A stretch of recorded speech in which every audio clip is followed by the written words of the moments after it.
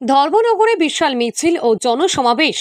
বাম কংগ্রেসের এবং উন্নয়ন বিরোধীদের ধিক্কার জানাতে গেরুয়া দলের বিশাল সমাবেশে ব্যাপক প্রতিক্রিয়া। ধর্মনগরে রাজ্যে উন্নয়নের দ্বারা অব্যাহত রাখতে, শান্তি সম্প্রীতি বজায় রাখতে ভারত মাতাকে বিশ্বগুরুর আসনে বসানোর সংকল্প গ্রহণ। ধর্মনগরের বিশাল সমাবেশে শতাধিক কর্মী সমর্থকের যোগদান। শনিবার বিকালে ধর্মনগর নেতাজি মূর্তির পাদদেশে ঐতিহাসিক বিশাল জনসমাবেশে প্রতিক্রিয়া সৃষ্টি। ধর্মনগর শহর জুড়ে এই বিশাল সমাবেশে প্রধান বক্তা হিসেবে প্রদেশ সভাপতি তথা রাজ্যসভা সাংসদ রাজীব ভট্টাচার্যকে সুস্বাগতম জানাতে তৎপরতা দেখা যায় উত্তর ত্রিপুরা বিজেপিকে।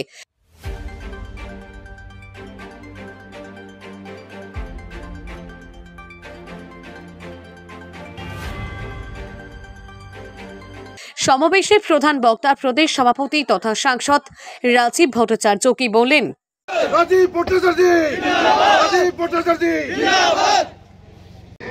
আন্তরিকভাবে অভিনন্দন এবং শুভেচ্ছা জানাচ্ছি। এই বৃষ্টিকে উপেক্ষা করেও আপনারা এই বক্তব্য শোনার জন্য আপনারা অপেক্ষা করছেন, তার জন্য আমি অনেক অনেক শুভেচ্ছা, অনেক অনেক অভিনন্দন জানাচ্ছি।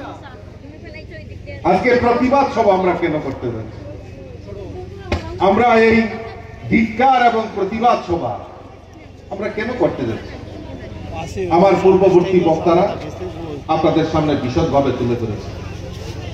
আমি খুব সংক্ষেপেই আপনাদের সামনে কয়েকটা কথা আপনাদের সামনে তুলে ধরব। আমরা বিগত কয়েকদিন ধরে দেখছিলাম যে ধর্মনগর শহরে কংগ্রেস এবং সিপিএম উনারা এসে বিজেপির সম্পর্কে বড় বড় বক্তব্য তুলে ধরছে। দেখলাম একদিন কিছু কংগ্রেসী নেতা থানায় গিয়ে বিজেপির কার্যকর্তাদের বলে দেখে নেওয়ার হুমকি, এবং কমিউনিস্টরাও বিভিন্নভাবে বিজেপির বিরুদ্ধে মিথ্যাচার করার জন্য ওনারা মাঠে ময়দানে অ্যাক্টিভ হয়েছে।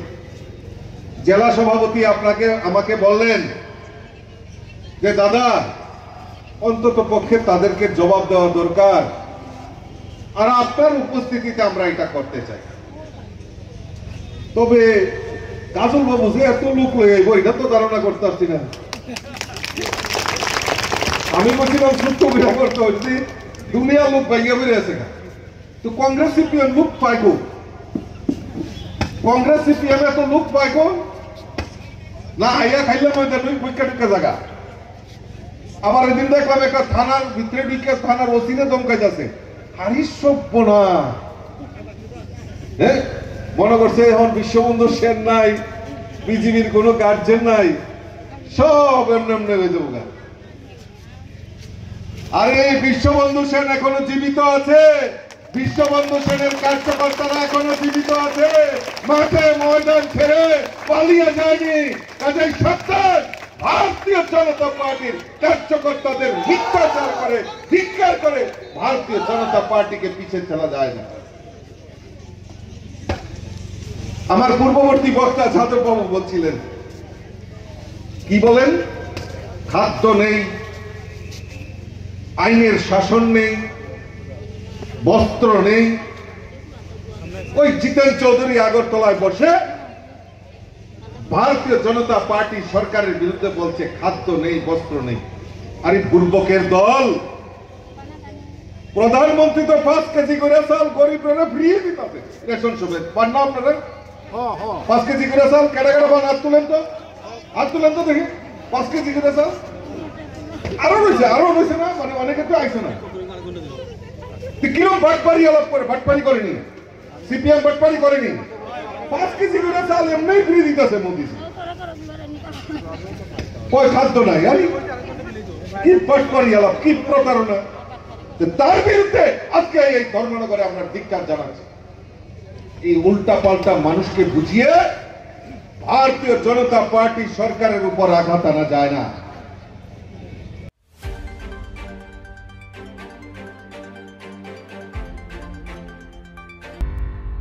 ব্যুরো রিপোর্ট, যুব বিচিত্রা ডিজিটাল ডেস্ক।